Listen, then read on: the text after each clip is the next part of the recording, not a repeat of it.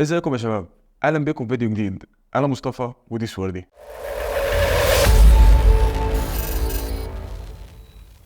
قبل ما نبدا الفيديو حابب اعتذر عن الغيبه الطويله اللي انا خدتها الفتره اللي فاتت دي كلها، وان انا ما ظهرتش لا عملت فيديوهات جديده ولا اي حاجه جديده، وده بسبب شويه ظروف في حياتي منعتني ان انا ابدا فيديوهات، وكمان برضو كنت لسه المفروض اجدد في الاستوديو، ولو حد لاحظ يعني شكله متغير شويه، بس يعني بدانا نرجع اهو. فيديو النهارده مش هيبقى ان انا بديك نصيحه، او مش هيبقى ان انا بقول لك لا انت تروح تشتري كذا وما تشتريش كذا. فيديو النهارده ببساطه عباره عن معلومات عن انواع الاستثمار اللي موجوده ومشهوره في الفتره الحاليه اللي احنا فيها دي، وهناخد كل حاجه من الانواع اللي انا هقولها النهارده دي بطريقه تفصيليه شويه. يعني ممكن نتكلم عن مساوئها والحاجات الايجابيه بتاعتها، وممكن نتكلم كمان عن يعني امثله او ابلكيشنز ممكن تدخلك في الحاجات دي. طيب هل نوع الاستثمار هيفرق؟ طبعا بيفرق بالسن، بيفرق بالزمن، بيفرق بالنتيجه اللي انت عايز توصل لها، بيفرق حتى في المكانه الاجتماعيه، لان مثلا مش واحد هيخش البورصه مثلا وهو ما عندوش قوه نفسيه انه يبدا البورصه، او ان هو يخش يقول انا هبدا في البورصه النهارده، او اللي هو يقول خلاص انا النهارده هبدا ما فيش حاجه توقفني، الخطوه الجايه ان انا اخش البورصه، والخطوه الجايه ان انا مثلا هاخد 10% من مرتبي.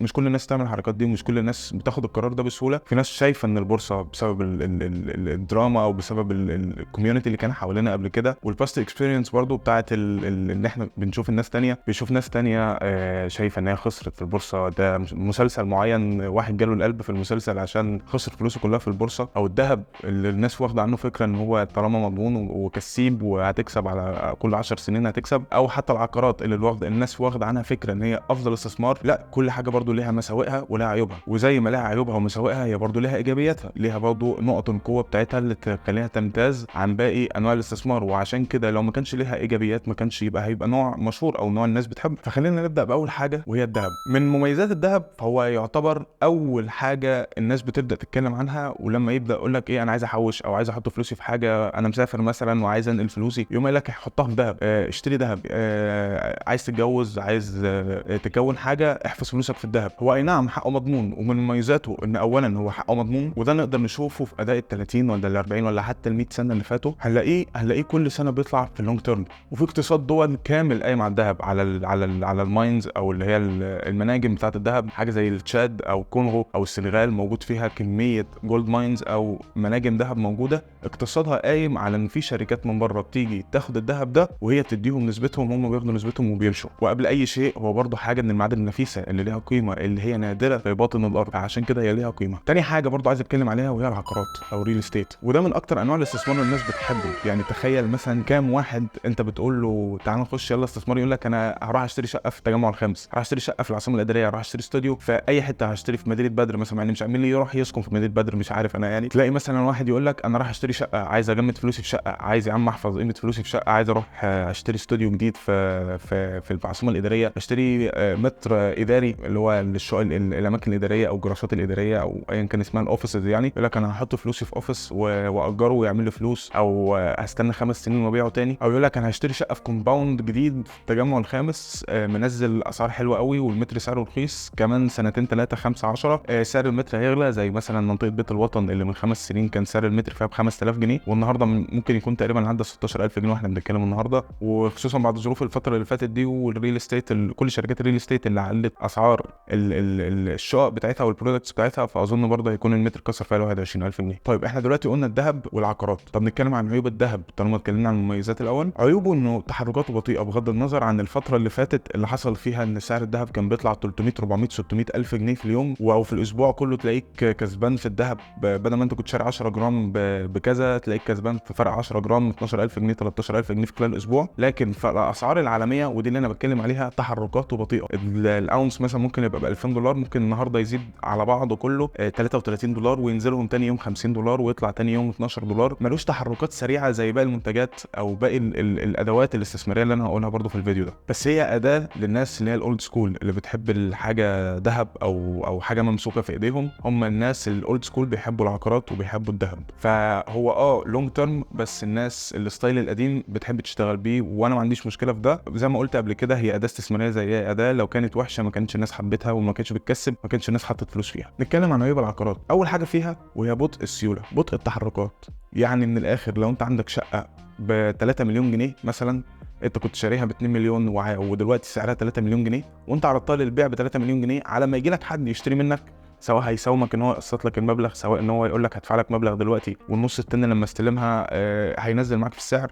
ممكن اصلا ما تلاقيش حد هيشتري بالسعر ده، ممكن واحد يقول لك يا عم ده سعرها وهمي، ده المفروض هي اصلا ب 2 مليون 200 الف جنيه دلوقتي ايه 3 مليون جنيه دي. على ما يخلص من الاخر معاك كاش وتاخد فلوسك كاش تاني هتقعد وقت طويل. هنفترض مثلا ان انت عايز فلوس في خلال اسبوع، حصل ظرف لا قدر الله وعايز الفلوس في خلال اسبوع، وانت عندك شقه وعايز تبيعها، جيت عرضتها للبيع مثلا ان هي بكذا، فانت معرض ان انت بسبب سرعه بيعك ليها يا هتنزل في سعرها جامد وده هيخسر من استثمارك حتى لو انت كنت كسبان كده كده فيه، يا اما هيخليك ان انت تتحط تحت ضغوطات الوقت، ان انت تفضل مستني، تفضل هتضطر بقى تستلف من ناس تانية على ما يقولك سلفني على ما بيع الشقه. وده برضو ممكن يتحط في مبلغ ضخم، يعني ممكن نتكلم مثلا ان انت محتاج 2 مليون جنيه والشقه اللي معاك دي ب 2 مليون ونص، فانت تضطر تبيع ب 2 مليون جنيه عشان الظرف اللي حصل لك ده، فده هيخليك تتنازل عن جزء كبير من ارباحك في الاستثمار بتاع العقارات ده. ثالث نوع وهو عليه جدال كبير جدا وهي الكريبتو كورنسي او العملات الرقميه. اول مميزاته هي ان تحركاته سريعه جدا، يعني مثلا ممكن تشتري النهارده كريبتو كورنسي مثلا معينه، هنفترض مثلا ان هي الايثيريوم مثلا، ممكن بعد ساعتين ثلاثه تبيعها تاني، او ممكن بعد 10 ساعات تبيعها تاني، ممكن تاني يوم تصحى تلاقيك كسبان شيء وشويات فيها. فمن مميزاتها برضو ان هي برضو سيولتها عاليه، يعني انت مش مضطر ان انت تستنى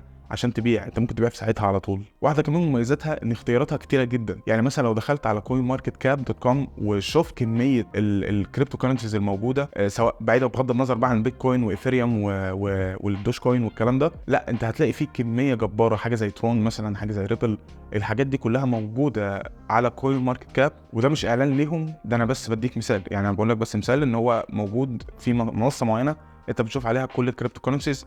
وبرده في منصات تانية كتيرة، وده برضو حاجة كمان مميزاتها وهي ان منصاتها كتير، تقدر تشتري من منصات كتير جدا، وكل منصة بتبقى كومبيتيتيف على التانية، تنافسية معاها، بتنافسها عشان تبقى هي احسن منها. وعندنا كتير منهم زي باينانس، كراكن، جيميناي، Crypto.com، بايبت، وكوين بيز. ودايما برضو حابب افكرك ان من احسن حاجة تبص عليها في انواع الاستثمار هي السيولة. حاجة من الضلوع اللي انت لازم تكون واخد بالك منها هي السيولة، سرعة تخرجك من الاستثمار ده عشان ترجع فلوسك تاني وتشغلها في حاجة تانية، او ان انت عايز تخش استثمار مختلف خالص، انت مثلا في الكريبتو عايز تخش في البورصة، او انت في الكريبتو عايز تخش في الذهب، لازم يبقى في سرعه تخارج، ويعني ان انت تسيل الفلوس بسرعه عشان تبدا على اللي بعده على طول. من عيوبها كتير، اولا ان في منهم حاجات حرام كتير جدا. حاجه زي البيتكوين مثلا، هي سببها ان هي بتكسب او بتخسر غامض، ما فيش حد يقدر يقول لك النهارده اصل كسبت عشان الضخ عليها كبير او الناس بتشتري فيها كتير، لا ما حدش عارف. انت الكريبتو كورنسيز دي بتطلع وتنزل من غير ما انت تعرف، في منهم حاجات كتير حرام، في منهم حاجات كتير بتشتغل في غسيل الاموال، وده سببه كبير جدا. ان حاجه اسمها ديسنترلايزد كوينز، ديسنترلايزد يعني ما بيحكمهاش بنك مركزي، حاجه في امريكا مثلا زي البنك الفيدرالي ما بيحكمش الكريبتو كورنسيز. فايه اللي بيحصل ببساطه؟ انت مش عايز الناس تبص على الرقابه، يعني انت مش عايز حد يراقبك، يبقى انت بتعمل ايه؟ بتعمل حاجه زباله، بتعمل حاجه غلط، بتعمل حاجه مش مظبوطه، بتعمل غسيل اموال، بتعمل ممكن فلوس دي فلوس سلاح، فلوس سي بي. فالحاجات كتير جدا ان هي تستخدمها في الغموض الموجود في الكريبتو كورنسيز دي، وخصوصا في موضوع البيتكوين ده بالذات، لان البيتكوين دي اسرع واسهل طريقه دلوقتي ان الناس تحول فلوسها بسبب الادرسز او البلوك تشين بتاعتها، ان هي سريعه وان هي متوفره في كل المنصات برضو. فاكتر حاجات بيتم التعامل عليها المعاملات سواء الليجل او الانليجل تبقى من على البيتكوين. وزي ما قلت هي اصلا الكريبتو كورنسيز اللي شهرها في الاول ان هي ديسنترلايزد كوينز او ديسنترلايزد سيستم. السيستم او النظام ما فيهوش بنك مركزي بيحكمه، هو محكوم من الناس، وده معنى كلمه ديسنترلايزيشن. فلما ما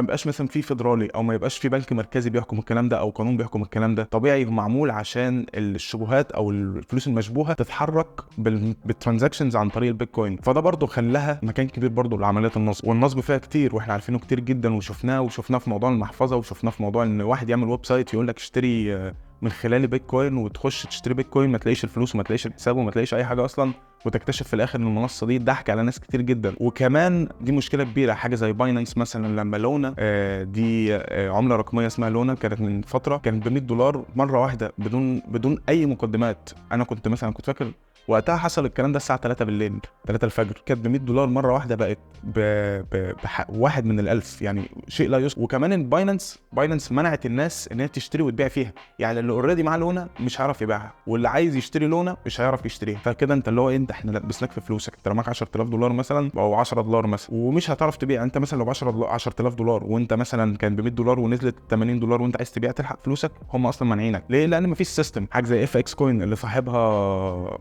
احنا عارفينه، يعني مش عايز اقول اسم عشان اليوتيوب ما يشيرش الفيديو. ده عمل ايه؟ كان عنده شركه اسمها ألاميدا ريسيرش. ألاميدا ريسيرش دي كانت هي بتاخد الفلوس من الكريبتو كرنسي دي وتقوم حطها في الهيدج فند اللي هو الألاميدا ريسيرش بتاعت الشركه بتاعته. اللي بيحصل بعد كده، خد الفلوس دي جنبل بيها، او قال قدام الحكومه انه جنبل بيها وخسرها.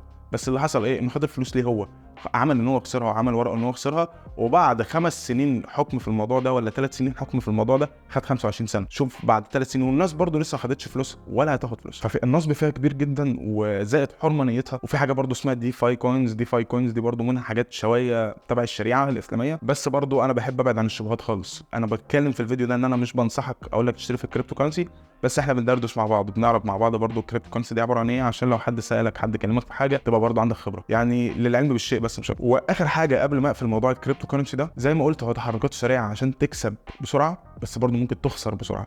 ممكن تبقى النهارده الكريبتو كرنسي دي ب 8 من الألف 0.00008، ومره واحده تلاقيها ب$1، وممكن تبقى ب$100 وتاني يوم تلاقيها 0.00 ومعاك للاخر بقى 0.00000 One eternity later 0.0000001. فيعني خلينا برضو نكون صراحه مع بعض، يعني انت مش هتحب تاخد ريسك زي ده، وخصوصا ان انت اصلا مفيش حاجه اسمها انا محلل كريبتو كرنسي او انا فاندمنتال كريبتو كرنسي اناليست. مفيش الكلام ده، مفيش اصلا ورق يثبت الكلام ده.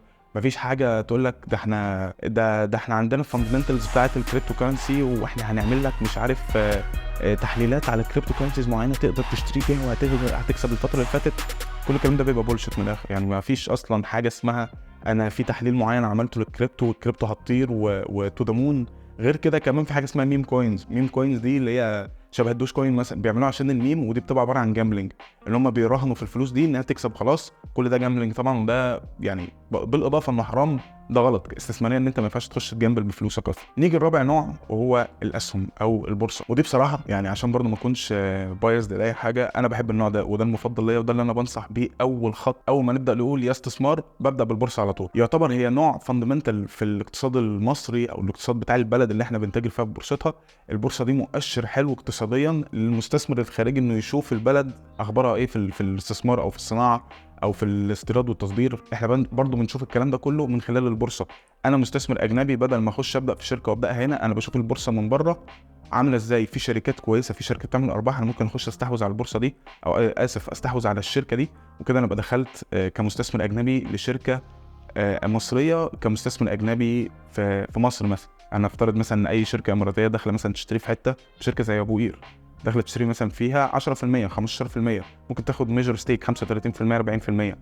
فلما احنا بشوف مثلا حاجه زي دي، ده في مستثمر دخل وفي مستثمر تاني دخل، فكل ده بيعمل حاجه زي ايه؟ انت عشت الاقتصاد، انت مدخل مستثمرين اجانب من بره. حتى المصريين شخصيا لما بيشتروا في البورصه بتاعتهم ده برضو بيعمل انعاش. ده بالاضافه طبعا للمصريين اللي بيخشوا يشتروا في بورصتهم. عندنا اكتر من 80% من الفوليوم اللي بيحصل في اليوم بيحصل بسبب مصريين، وبعد كده عرب، وبعد كده اجانب. احنا دي التقسيم يعني الموجوده، وهي برضو اصل من الاصول. ليه؟ لانك انت بتمتلك جزء في الشركه. يعني الشركه دي برضو بتعمل فلوس. الشركه دي عباره عن املاك، الشركه دي عباره عن اصول، الشركه دي بتعمل فلوس كل يوم، بتعمل فلوس كل سنه. عايزه تكبر هي كمان، هي مش عايزه تخسرك، هي عايزه تكبر هي كمان. هي ما بتديش قرارات، لان هي لو خسرت وهي بتدي قرارات وحشه ده يعني هيأذيهم قبل ما يأذيك انت خسرت استثمارك وما خسروا الشركه كلها. فالناس دي برضو بتحط يعني استراتيجيز برضو عشان تكبر. هي برضو كمان خد بالك اداه كويسه جدا لحفظ قيمه الفلوس اثناء التعويمات. مش محتاج اوريكم عدد الشركات اللي زاد منهم اقل حاجه ابو قير ولا موبيكو ولا فوري ولا السويدي الكتريك، اللي زاد اكتر من، في شركات منهم زادت اكتر من 800%. شركه زي طلعت مصطفى، شركه زي السويدي، شركه زي فوري. كل الشركات دي في خلال بس الثلاث اربع تعويمات اللي فاتوا دول عملوا اكتر من 200 و 300% من قيمه الاستثمار. يعني احنا لو التعويم مثلا لو الحاجه كانت ب 10 جنيه، لو هنفترض على الدولار كان ب 15 جنيه، بقى النهارده سعر الرسمي 50 جنيه او 48 جنيه، وسعر سوق موازيه 60 جنيه. يعني عمل كام في المية؟ من 15 من 15 ل 60 عمل حوالي 400% او 300%. فبرضه في شركه زي طلعت مصطفى دي عملت 800%. عامله في شركه كمان زي موبيكو عامله برضه 300 و400%. الشركات دي كلها عملته بس في خلال فتره بدايه التعويمات. وكمان ما تقوليش برضه الدولار ما هو عامل 400 زيه، ما انت الدولار برضه ما كانش متاح لكل الناس. وبرضه في الاخر الكاش الكاش في بلدك زي الكاش في بلدهم هناك. ما ينفعش تحط فلوس تستثمرها في كاش، يعني ما ينفعش تحط كاش تستثمره في كاش، احنا كده ما عملناش حاجه. وده برضو يعني ده رايي الشخصي، انا مش بحب احط فلوسي في كاش، انا بحب احط فلوسي في حاجه ليها قيمه، ليها اصل، مش ورقه. وفي برضو للناس اللي ما بتحبش برضو الريسك الجبار في موضوع الاسهم والبايس برضو بتاع الاسهم، وان انت خايف من الاسهم، برضو الموضوع بيبقى نفسي. في حاجه اسمها صناديق الاسهم. انا صناديق الاسهم دي برضو كنت اتكلمت عنها في فيديو تاني. دي بتبقى عباره عن سله فيها اسهم مختلفه، فبيبقى فيها التحركات ابطأ او الريسك اقل. ليه؟ لان ممكن مثلا 10 شركات يعوضوا 10 شركات، 10 شركات خسروا بنسبه مثلا 15%، قدامهم 10 شركات في الصندوق كسبوا بنسبه مثلا 18%. ففي فرق، بيبقى في فرق مثلا، ده الفرق المكسب او فرق الخساره. بتبقى التحركات بسيطه، بس برضو مع الوقت ال 30 شركه دول منهم كتير بيكبروا، وفي شركات منهم بتتبدل وتحط منها شركات كبيره تانية. فالموضوع بيبقى مش بالبساطه اللي انا بكلمكم عليها دي، بس بيبقى الريسك بيبقى اقل. ولو عايزين حلقه كامله اصلا عن صندوق الاستثمار انا منزلها موجوده عندي على اليوتيوب، تقدروا تشوفوها. عيب بقى من عيوب البورصه ان الشركات اللي ما بيفهمش فيها او مش بيفهم في التحليل او مش سائل محلل مالي كويس، داخل يشتري كده على طول كانها قمار او كانها كازينو، داخل يشتري في اي شركه خلاص، واللي يطلع يطلع واللي يخسر يخسر. ده بيعرض نفسه لخطر جبار، وخصوصا لو انت داخل بفلوس تحويش، اللي هو انت معاك 60-70 الف جنيه. سمعت صاحبك على القهوه بيقول لك ده في شركه اسمها الحلبقه للاستيراد والتصدير، دي هتطلع الفتره اللي فاتت كانت مطلعه مثلا 200%، الشهر الجاي هتبقى بدل ب 2 جنيه هتبقى ب 15 جنيه.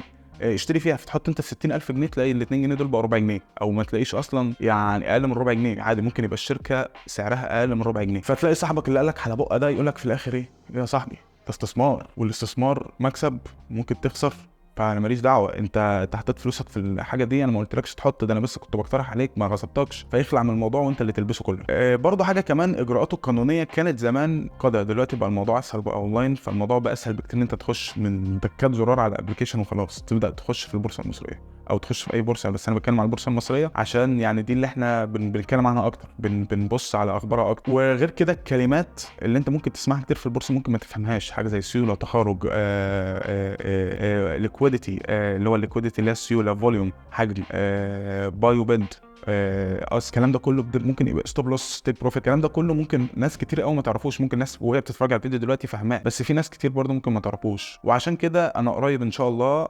هنزل كورس يعرفنا الفاندمنتالز. انا مش هقول لك ازاي تكسب وازاي تخسر والكلام ده، انا واضح وصريح جدا الفاندمنتالز بتاعت البورصه، ازاي تبدا، ازاي تشتري، الكلمات الموجوده كتير في البورصه.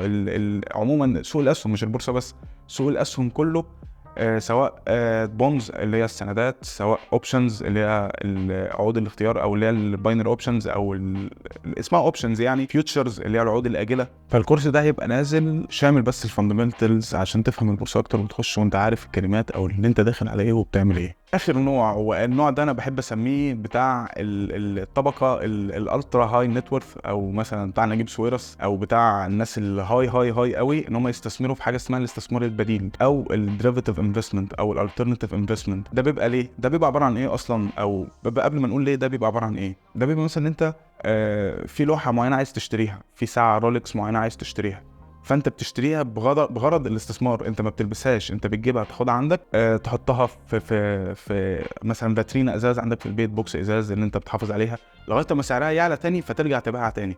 دي خد بقى عليها لوح، خد عليها عربيات كلاسيك. وده برضه نوع من الاستثمار اللي بشوفه يعني ايه، محتاج ناس اصلا اوريدي غنيه واوريدي معاه فلوس، اوريدي مش محتاجين فلوس، هم بس بيعملوا كده للرفاهيه اكتر. يعني النوع اللي هو الالترناتيف انفستمنت ده نوع فيه رفاهيه بس مش اكتر. انت بس عايز تشتري ساعه معينه، تبقى معاك الساعه دي ب $3000 دلوقتي سعرها $250,000. برضه حوار السيوله ده برضه ازمه في مشكله في ازمه ومشكله في نوع الاستثمار ده. وبس فيديو النهارده خلص، يعني اتمنى يكون استفدتوا بيه، واسف ان انا طولت عليكم. ممكن النهارده تكون طريقتي يعني مش احسن حاجه ومش اسرع حاجه برضه، وده بسبب ان انا بقالي كتير ما صورتش.